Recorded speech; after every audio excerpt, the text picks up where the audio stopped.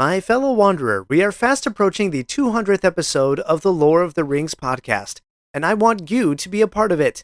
I'm bringing together voices from our wandering community to share their favorite passages from JRR Tolkien's works. Here's where you come in. Share with me your most beloved lines from Tolkien and why you love them so much. And I may include your thoughts in episode number 200. So, what is your single most favorite line from Tolkien's tales? Head over to ringspodcast.com/survey to tell me what it is and why you love it so much. You might even be featured in episode number 200. But don't wait, because I need to hear from you by December 31st if you want to be part of episode 200. Again, that's ringspodcast.com/survey. Thank you for joining me in this special celebration. Tolkien wrote an intriguing and often ignored statement about the Lord of the Rings, and if not ignored, this idea is greatly misunderstood. Quote, "The Lord of the Rings is of course a fundamentally religious and Catholic work, unconsciously so at first, but consciously in the revision. That is why I have not put in, or have cut out, practically all references to anything like religion, to cults or practices in the imaginary world, for the religious element is absorbed into the story and the symbolism." Tolkien himself described how his faith subtly shaped the themes and moral framework of Middle-earth, even though overt religious references don't appear in the book. This depth of moral and spiritual grounding is precisely what many feel is missing from Amazon's Rings of Power series, which, without this foundation, lacks the same gravitas that makes The Lord of the Rings so profound. So what does this religious foundation mean for the story itself? And why does it resonate so deeply with you and I as readers of J.R.R. Tolkien? Joining me to unpack these questions is John Carswell from the Tolkien Road podcast, a fellow Tolkien podcaster, someone whose insights I have long admired and who brings a unique perspective to Tolkien's legacy, as he, like Tolkien, is a believer in Catholicism. John, thank you for wandering Middle-earth with the Lord of the Rings podcast today. Hey, thanks, Aaron. Thanks for having me. Glad to be here. So let's jump right in. What do you think Tolkien meant when he described The Lord of the Rings as fundamentally religious and Catholic? That is a very loaded question, and something I've thought about very much over the years of doing Tolkien podcasting. I think what Tolkien was trying to communicate there is that when we read The Lord of the Rings, we're reading something it's inescapably grounded, influenced, all of the above by Catholicism, but it was not something that Tolkien set out to do in a direct fashion. What really happened is, I think, what happens with most great art. When an artist puts their heart and their soul into creating something beautiful and wonderful, of any artistic variety, it's inevitable that the things that are most important to them are going to come out in that work. I think it's helpful sometimes to contrast Tolkien's good friend C.S. Lewis and The Lion, the Witch, and the Wardrobe, from his Chronicles of Narnia, with Lord of the Rings here.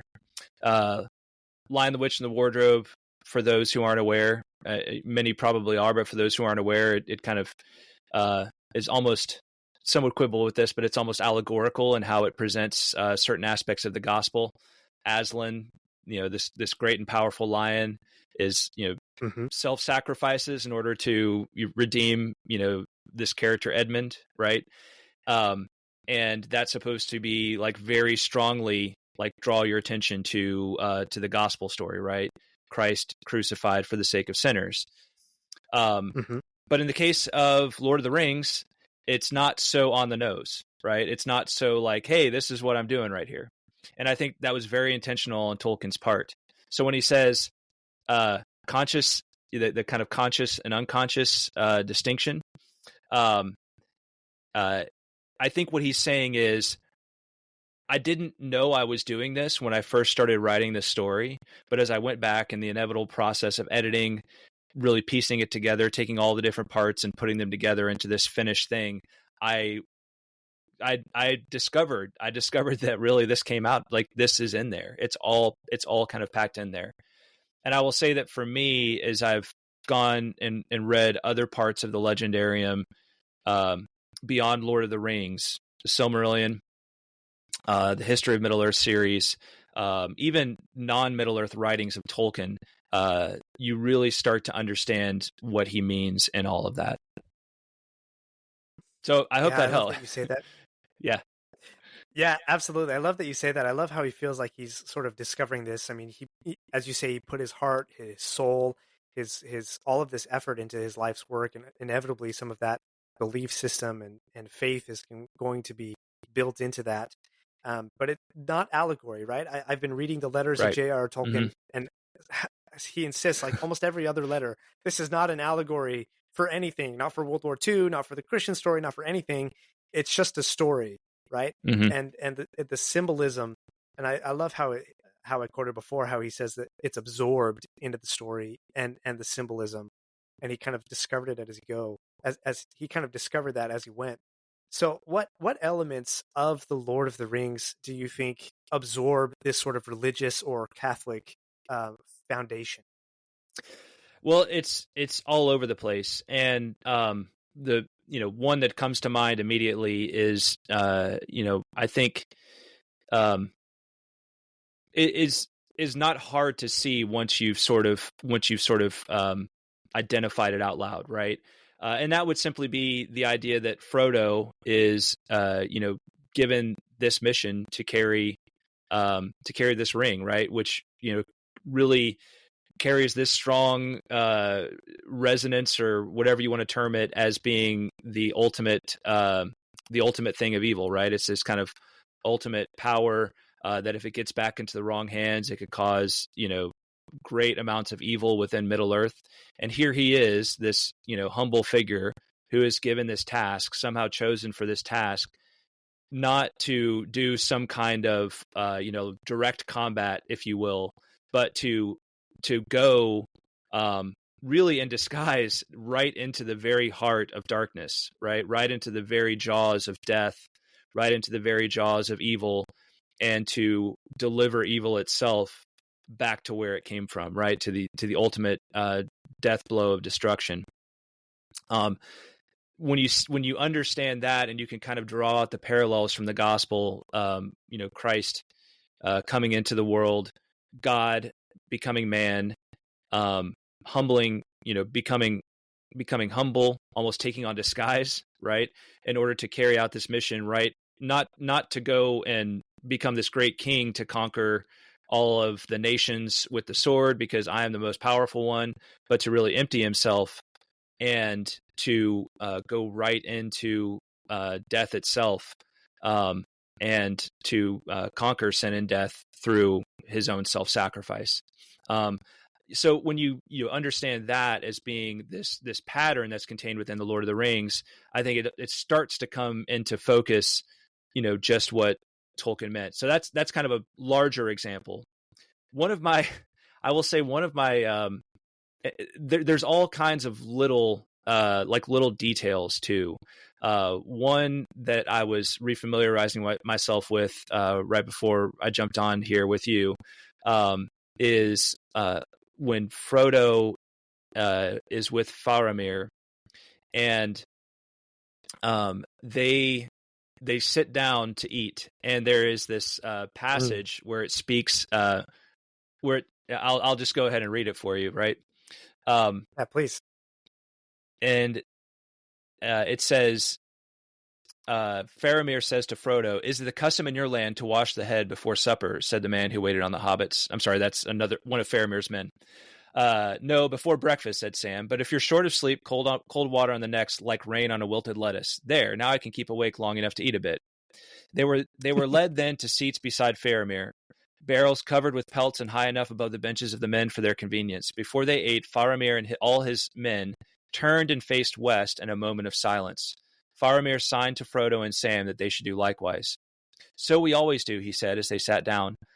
"We look towards Numenor that was, and beyond to Elvenhome that is, and to that which is beyond Elvenhome and will ever be. Have you no such custom at meat?" So right there we have just this little, and I don't think I noticed this until just a few years ago, like this tiny little detail, because it's such a easy thing to gloss over. But Mhm. Faramir and his men here they're praying. They're saying a word of grace before they sit down to eat. And where do they look? And this is what's really interesting to me. They look to the west, towards Numenor that was, right? And they're all descendants of Numenor, many thousands of years beyond, but descendants of Numenor, and beyond to Elvenhome that was. And so this would be really the Blessed Realm, right? And even further Mhm. west than Numenor, and to that which is beyond Elvenhome and will ever be. And so that is this like mysterious idea of like, well, what's beyond Elvenhome and will ever be? Because even the the elves and the high high mortal men of Middle Earth, they know in some sense that there is supposed to be an end to this world, right? There is an end in some distant future time to this world. And so what is this place beyond Elvenhome that will ever be, right? It's little details like this that tell you like there really was something more going on here. Yeah, absolutely. That's a beautiful example of, uh, shall we say, a pointing to some higher power, right? As you look to the west, and the west is the symbol in Middle Earth, as you say, for the Blessed Realm, and that's where the Valar, or the powers that govern Middle Earth, that's where they dwell. They're sort of um, the creator god, Iluvatar. That's where they are his representatives there. Mm-hmm. Um, that's a beautiful thing that Faramir and his men continue to have that tradition. It's almost as if they know that there's higher powers beyond them, and they Mm-hmm. still have that reverence for them, even if the structure of Gondor is not quite what Numenor was in the Second Age, with its special relationship with Iluvatar. Yeah, absolutely. It's like, and of course, this is taking place 3,000 years after the fall of Numenor, and still, these descendants of Numenor have this strong sense of this tradition. They remember Mm-hmm. Numenor as a distant memory, but and really that may be a good segue, and I don't mean to jump ahead of your schedule necessarily, but I Go think ahead. Go ahead. it's important to highlight Numenor there, um, because um, Numenor, I think when you start to understand all of the things that Tolkien wrote about Numenor, you start to understand really a big part of that religious element, right, coming into it. Mm-hmm. While it is true that there isn't any like sort of religious cult or religious practice that is similar to most of the religions that we think of, and in the modern world, or in our world as it is, we're accustomed to thinking of like religion as involving great churches or temples, or this kind of thing with exquisite or very detailed religious rites and that kind of thing. Mm-hmm. But for the Numenorians, they did have a religion, and for all intents and purposes, it seems to have been something that was revealed to them, right? That it was kind of given to them, not something they came up with on their own. And so the story, when we get into the story of Numenor, we learn that when they arrived at the end of at the beginning of the Second Age, at this island shaped like a star that was halfway between the Blessed Realm, the land of immortality, and Middle Earth. They arrive at this island shaped like a star, and what is in the center of this island but this mountain, right? And at the top of this mountain, they develop this.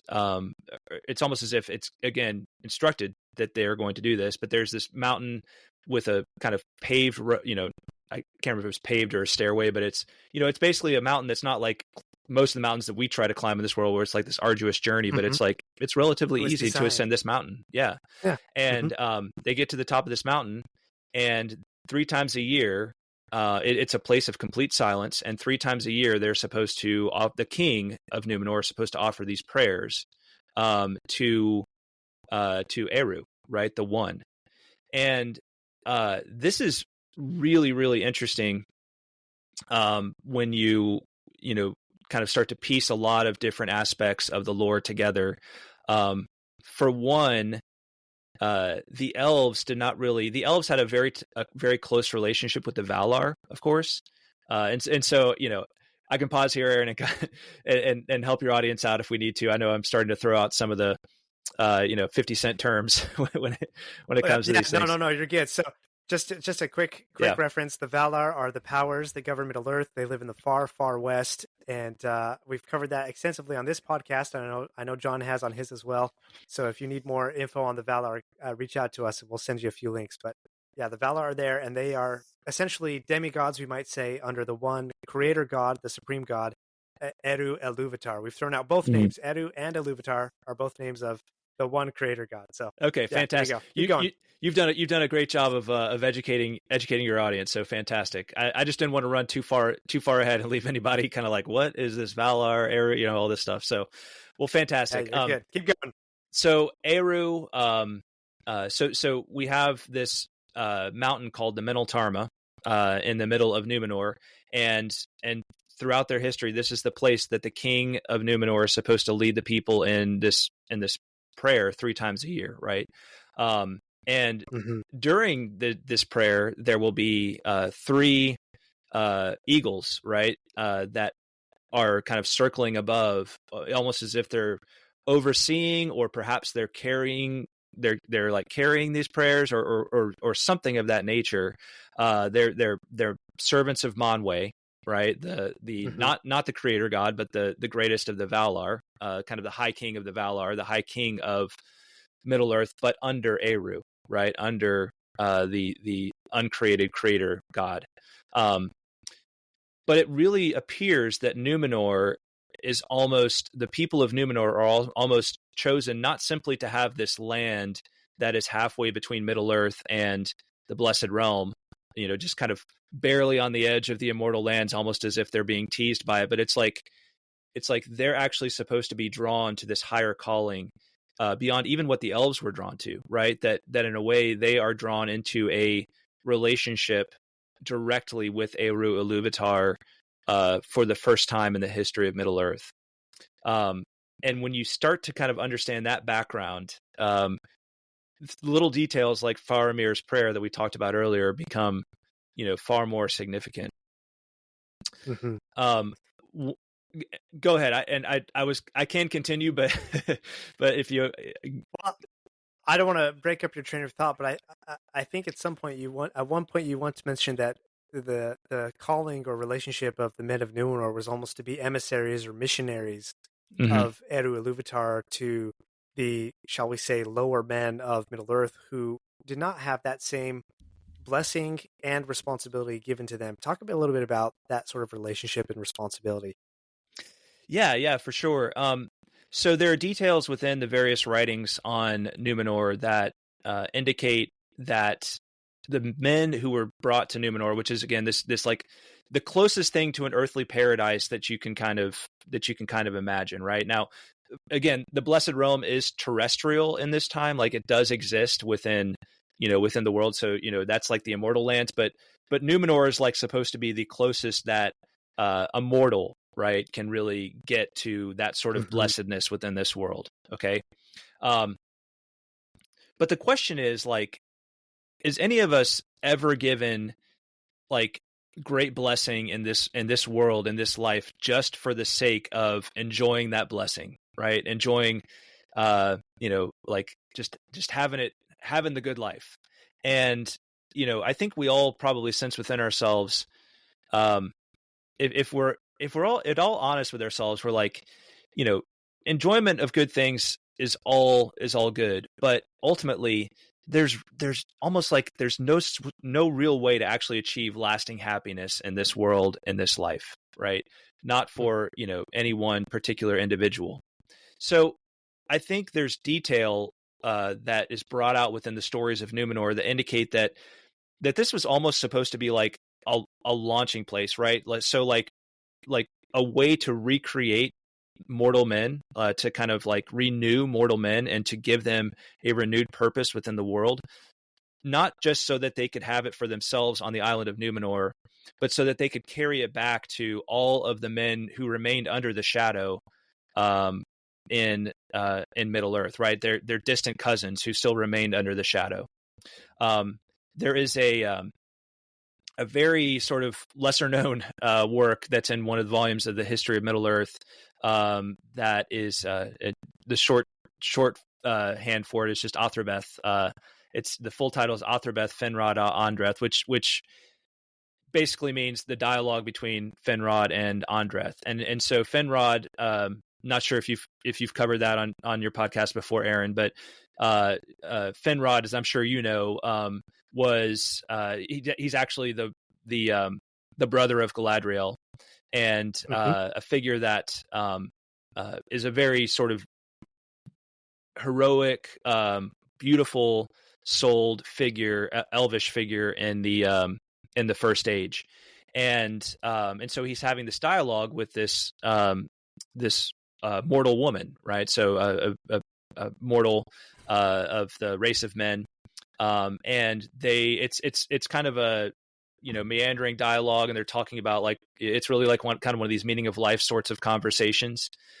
But at one point, there's a really beautiful passage where they start to deal with questions of the nature that we've just been talking about, like what is the point of men's life on this earth when we're elves have immortality, right? Like you can just expect to live forever, assuming that nothing bad happens to you, right?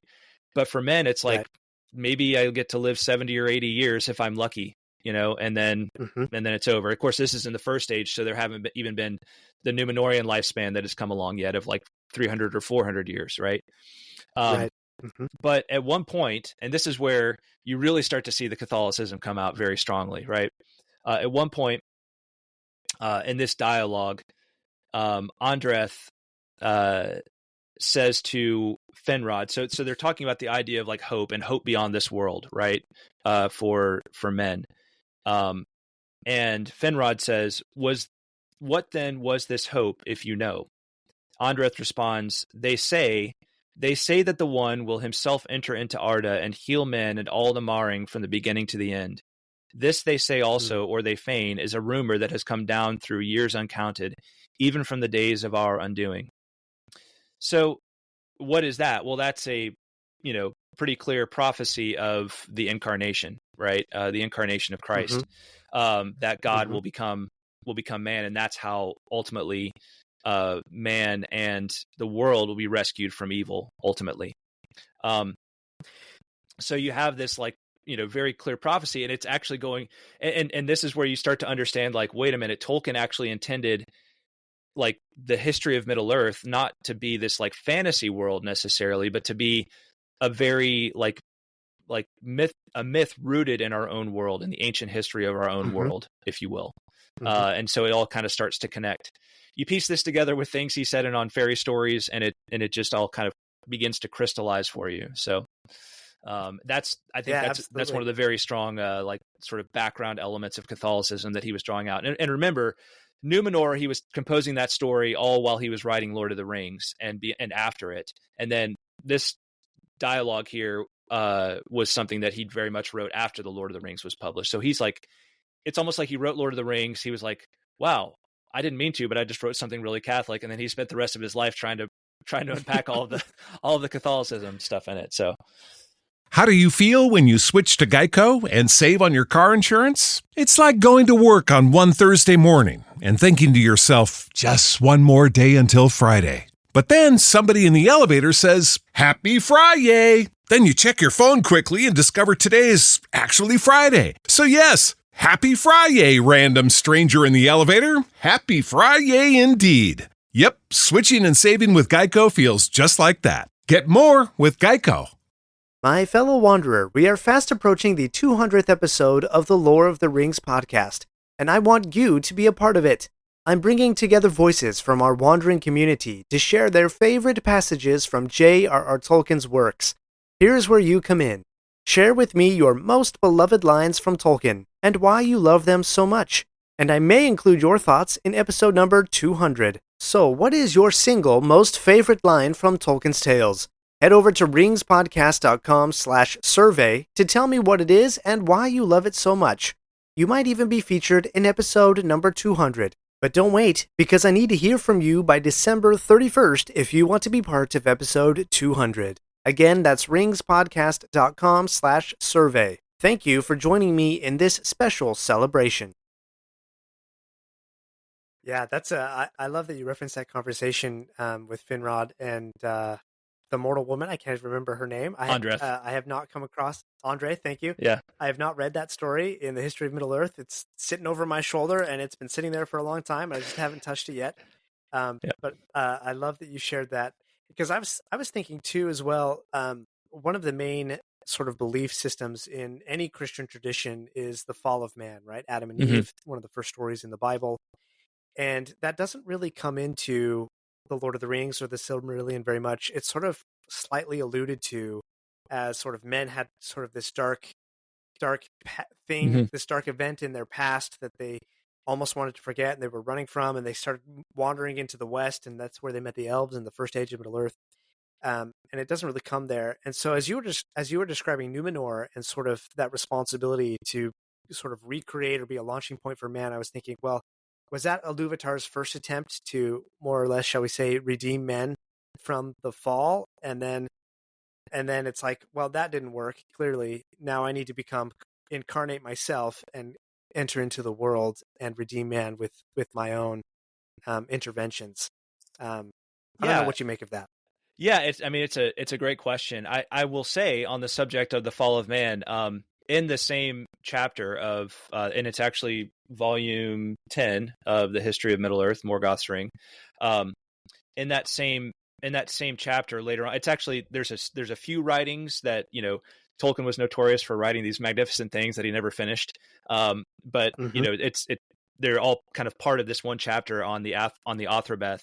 There's actually a Tolkien's version of the fall of man within that, and it's like it's almost like kind of a not a ghost story, but like it's kind of like a really like kind of creepy, scary story, like because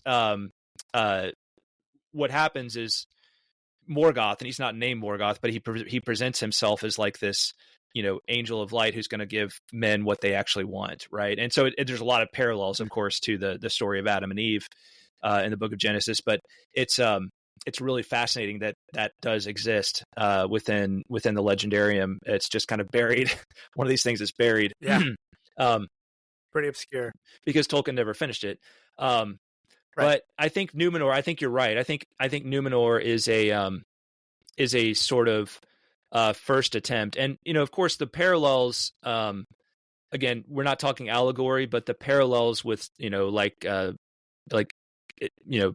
nation of Israel, the ancient kingdom of Israel, and that kind of thing, can start to stand out when you're like, okay, here's a people that's kind of set apart, drawn apart in order to have a special relationship with the uncreated creator God. And they have points where things are going well in that relationship and with how they behave. And then there's other points at which it's just complete disaster, and they're getting more evil and more evil and more evil, it seems like. And that's the story of Numenor too, right? It's like, just they have this relationship, and then over time it gets things just kind of get uglier and uglier within Numenor itself. So I think very much like Numenor has that strong sort of parallel to the kingdom of Israel, the Old Testament stories, and it all does have kind of this this background. Now that doesn't mean that Tolkien is trying to say like, well, Lord of the Rings then is the gospel story, right? Because he would never say like Frodo is is Christ himself or something like that, right? But it's actually like what he does seem to have meant is that this is all taking place in a very ancient, like even before the time of Israel, right? Like way before that, right? And of course, Numenor has roots in Tolkien's fascination with kind of the ancient legends of of Atlantis, right? That's this lost kingdom that may or may not have existed, depending on how deep you want to go into conspiracies and Fortean things and all of that kind of stuff. We live in an interesting time when people are always, everybody's got an opinion on such things. Yep. there's plenty of Netflix documentaries to go watch about that stuff. Oh yeah. So, yeah. Anyway, I think I think you're spot on with that notion that Numenor is like this first attempt to bring men into like what their ultimate purpose was, and that's one of the things that like I really love about the juxtaposition of elves and men and Middle Earth, right? I think it's such a brilliant sort of a brilliant scheme, to use for storytelling, because you have this inherent question in the whole story of like people that get to live forever in this world, right? They don't age. They do actually age, but it's like in accordance with the age of the world. So, it's like, but their lifespan is the lifespan of Arda itself, of the world itself, and that's elves, right? They're immortal as long as Arda exists. And then you have men, and it's like, yeah, you're like, you enter in this world as a man, and you're like, well, why did I draw the short straw, right? Like, why can't I? Exactly. Why can't I live in that world? And of course, Tolkien has said all kinds of brilliant things about the role that, how death is really a gift, in his view, and that accords very much with his Catholic faith. But of course, it's only a gift insofar as one has the resurrection hope, right? And of course, yes, that's all very rooted in Catholicism and Christianity as well. So. Yeah, I love. There's so much to unpack and react to there. And you just brought up the idea of the resurrection, and I'm reminded of this line from On Fairy Stories, which was a speech that Tolkien gave, and later was printed as an essay. And sort of he outlined the principles of what makes a really good story, and in that he sort of defined his term of a eucatastrophe. Mm-hmm. Which, if you are a listener of Lord of the Rings podcast, we've covered this before. But just as a reminder, that eucatastrophe is that sudden joyous turn. In all darkness, in all despair, when all hope is lost, there's all of a sudden that sudden joyous turn. It's not exactly a Deus Ex Machina device, but it is more of a has to be set up. But it is that sudden joyous turn. And Tolkien, in On Fairy Stories, he said this, quote, "The birth of Christ is the eucatastrophe of man's history. The resurrection is the eucatastrophe of the story of the incarnation. This story begins and ends in joy. It has preeminently the inner consistency of reality. There is no tale ever told that men would rather find was true, and none which so many skeptical men have accepted as true on its own merits." What do you make of that, John? Yeah, that's everything. I mean, I think when I read that, who knows when the first time I read that was, but I think, I think I'd sensed from reading Lord of the Rings and that kind of thing, just, what, like there was just something really, really special about these stories that got deep into my soul. And then when I read that, I'm like, okay, there it is. Like, that's what this guy is getting at. And I think from there, that's how I wound up doing 10 years worth of podcasting on Tolkien, like after kind of putting all of that together. I think that, of course, he wrote that in the late 30s, just as he was beginning to just during this time period when he was beginning to come up with the story of Numenor as a separate thing. And then he was beginning to write the New Hobbit, right, which eventually became Lord of the Rings after over a decade of work. But that was at the inception of both of those things that he kind of made that observation,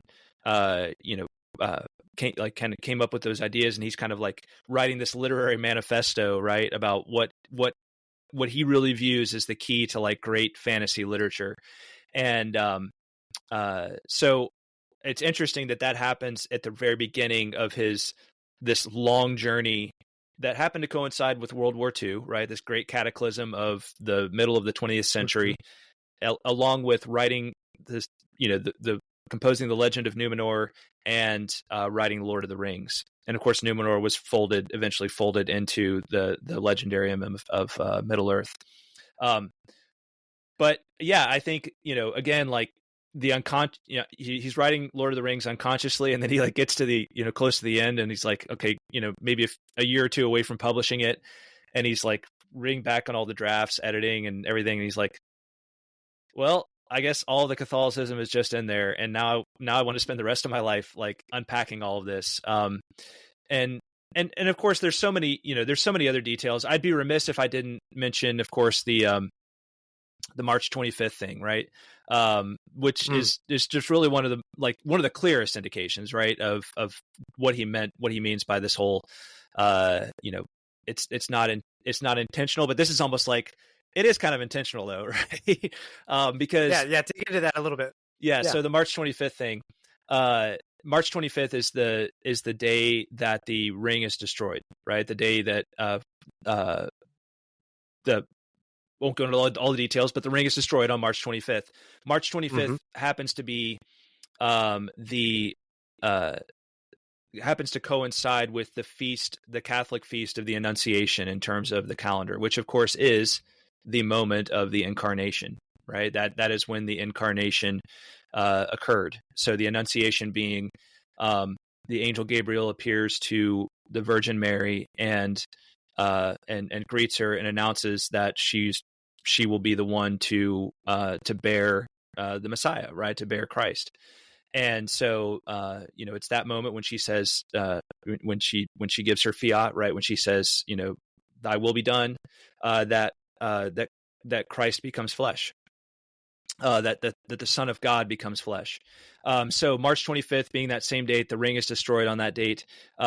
Depending on which year you're in the liturgical calendar, it can also be the date of the crucifixion or the resurrection, right? So it's possible that it would align with any of those dates as well. So you get it all packed right in there. So it's almost like Tolkien was like, I'm going to make one thing really on the nose right here, right? It's like, so maybe that's part of the, consciously in the revision part of it. It's like, let's try to line these dates up so that March 25th works out there. So, but that I think he's very, very much trying to say like, there is a, this takes place as a mythology in this world, and it's supposed to have a deep connection to what he viewed as the like central, the turning point in the history of our world, the great eucatastrophe of the history of our world, which was the incarnation of Christ, which leads into, and the eucatastrophe of Christ's story is the passion, right? The death and resurrection. Hi, I'm Tara Schmidt, a registered dietitian and host of On Nutrition, a podcast from Mayo Clinic where we dig into the latest nutrition trends and research to help you understand what's health and what's hype. There's a lot of wild stuff out there, so we'll be keeping it science-based, research-informed, and practical. Mayo Clinic's On Nutrition. New episodes every other week, wherever you get your podcasts. My fellow wanderer, we are fast approaching the 200th episode of the Lore of the Rings podcast, and I want you to be a part of it. I'm bringing together voices from our wandering community to share their favorite passages from JRR Tolkien's works. Here's where you come in. Share with me your most beloved lines from Tolkien and why you love them so much. And I may include your thoughts in episode number 200. So, what is your single most favorite line from Tolkien's tales? Head over to ringspodcast.com/survey to tell me what it is and why you love it so much. You might even be featured in episode number 200. But don't wait, because I need to hear from you by December 31st if you want to be part of episode 200. Again, that's ringspodcast.com/survey. Thank you for joining me in this special celebration. Yeah, absolutely. I love that. Thanks for explaining that March 25th thing. I'm a Christian believer as well, but not quite of the Catholic tradition, and so little details like that are like, oh man, that just blows my mind that he's thinking about that, and he's so detailed in his timelines that here's the one thing that that the timeline is going to line up on. So that's an amazing thing. Yeah. I do have one final question for you, John, but before we do that, I would like to give you a moment to invite any Lord of the Rings listener to kind of hear what the Tolkien Road podcast is all about. Yeah, thanks, Aaron. We have just been on this almost 10-year journey now, through kind of chapter by chapter reads of Tolkien's various works. We've done a lot of other things along the way as well. We started out way back a long time ago reading through the Silmarillion one chapter at a time. We've actually done that twice now. We read through Lord of the Rings, and at this point, we're on a very, very long, insane journey trying to do like the slowest possible read through the Lord of the Rings and actually make it through in one life. Be hasty. Right. Do not be hasty. So we're a little bit on a kind of taking things super slow right now, kind of been a little radio quiet for a little while as of late, just a lot going on in life. But, again, we're not on a, the whole do not be hasty thing comes from Treebeard, of course, in the Lord of the Rings, right? Do not be hasty, right? Trying to use that as a mantra for the rest of our lives. But we just think, I say we, of course, along with my wife, Greta, we have a deep love for Tolkien. And just, I'm of the persuasion, I just kind of hang on every word he says. And his words have meant so much for me in the course of my lifetime, have really, given me a lot of direction, and clarity and purpose in dark times. And so, we're just trying to take our time going through all of it, because it's Lord of the Rings is just one of those books where it's like all of the little details add up and they matter, and they're worth exploring. So that's where we are right now on the journey. And we'll probably take some time along the way to dive into some of the other works. We haven't actually done our read through Athrobeth, the previously mentioned Athrobeth, yet. And then sometimes we'll take some time and discuss one of the letters or a passage from one of the letters. And then I've got a YouTube channel too, where from time to time I'll post kind of shorter form topical videos.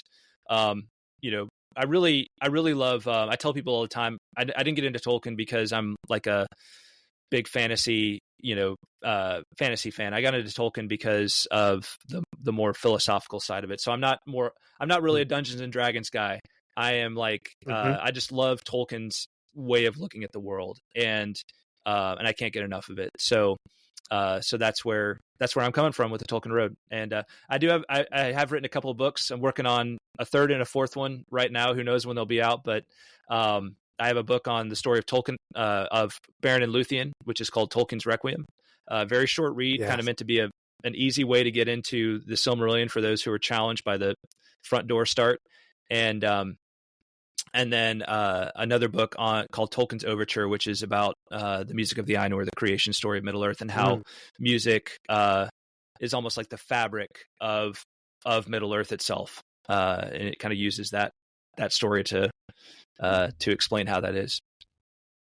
Oh yeah, wow, that's several podcast episodes content worth just in that little idea right there. Yes, thank you, John. And as I said, I've been a longtime listener of your podcast. I love the depth and the shall we say the reverence that you bring to Tolkien's works. And Greta as well. It just brings really piercing insights as almost I don't know what the right word is, but almost just the beginner level. She's not beginner, but she's able to really just ask those questions that are so good for everybody that they need to hear. And so you two play off each other really well. Yeah, it's been a lot of fun. It's been a great journey. It's crazy to think we've been at it for almost 10 years, and our kids have. It's like when we first started doing it, our kids were a lot younger, so it was easier to carve out the time, to do it. But now they're older, and somehow I thought when they were 10 years ago, when they were a lot younger, I thought, well, we'll have a lot more time when they're older, and it's like, actually, no, you have more. You need to devote more time to them at that point. So, right. But anyway, it's all. It's been a great journey, and you're right, Greta. Greta is nowhere near the Tolkien nerd that I am, but that's what makes it fun. Is she does love Tolkien, and she can bring great questions to the table because she's not way down in the weeds with so much of it like I am. Yeah, that's awesome. So let's wrap this up here, and I don't know quite how to articulate this question, and maybe it'll come to me. Um, but you've said yourself in the course of this conversation in a number of different ways, Tolkien's works have moved you so Mm-hmm. deeply. Things have resonated with you, um, and and that really touches me as well, because you can see over one shoulder I've got all my Tolkien books, and then over my other shoulder I've got scripture, right? Mm-hmm. And so for me, it's like I'm going to go read the Word of God, and then I'm going to go read Tolkien. It's not to say that Tolkien is essentially scripture, but it's a great cousin to Yeah. reading the Word of God, and I myself have personally been moved and had my life changed and been inspired by Tolkien and his words and his characters and his philosophy. Like it, it's a wonder to me, right? Mm-hmm. The way that he was able to bring these ideas to life. So I guess the question I want to ask you is, given Tolkien's work, his stories, given the religious and Catholic foundation of those stories, how have his works changed your life? Yeah, it's such a massive question for me. I think I think it's I think his works have just given me the ability to see things in a much more realistic but hopeful way. And I don't mean realistic in the sense of like sort of like materialistic output or outlook, but I mean like that, not to look at this world through the lens of of materialism, or to look at it in a sort of despairing way, but even in the darkest of times to understand there's hope. There's the great line that Sam, when Sam is deep into Mordor with Frodo, and he has that realization. He sees the star twinkling above him in this forsaken land, and he has the realization that the shadow is only a passing thing. And that, of course, that makes me think of Psalm 23, right? Yea, though I walk through the valley of the shadow of death, I will fear no evil, for you're with me, right? I think that may be the best summary.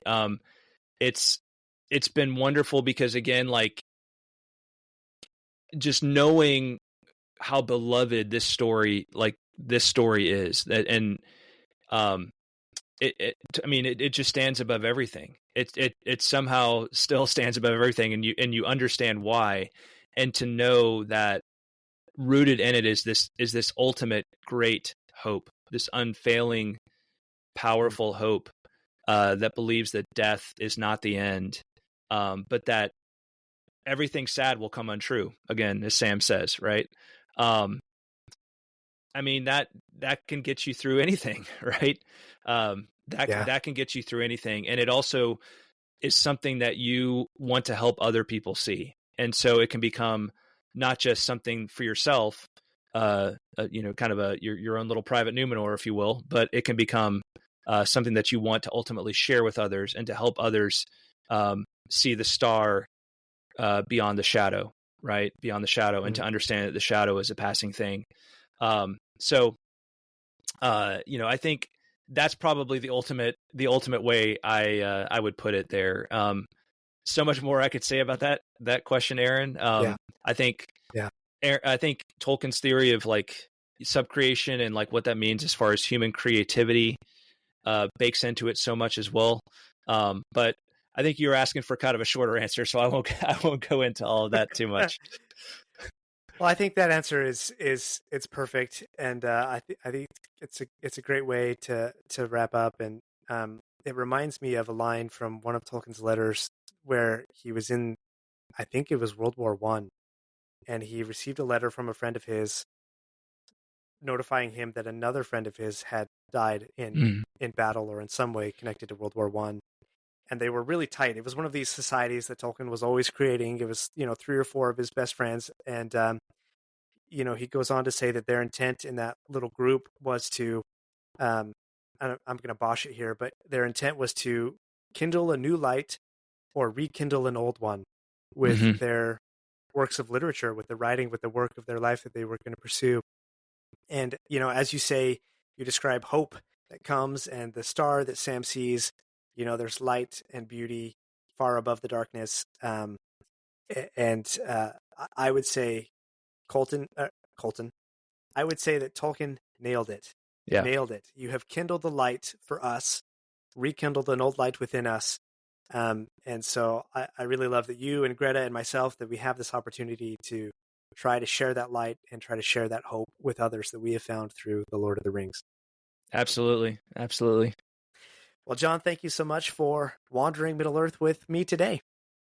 Well, thanks for having me on, Aaron. Really appreciate it. Enjoyed it. How do you feel when you switch to Geico and save on your car insurance? It's like going to work on one Thursday morning and thinking to yourself, just one more day until Friday. But then somebody in the elevator says, Happy Friday! Then you check your phone quickly and discover today is actually Friday. So yes, Happy Friday, random stranger in the elevator. Happy Friday indeed. Yep, switching and saving with Geico feels just like that. Get more with Geico.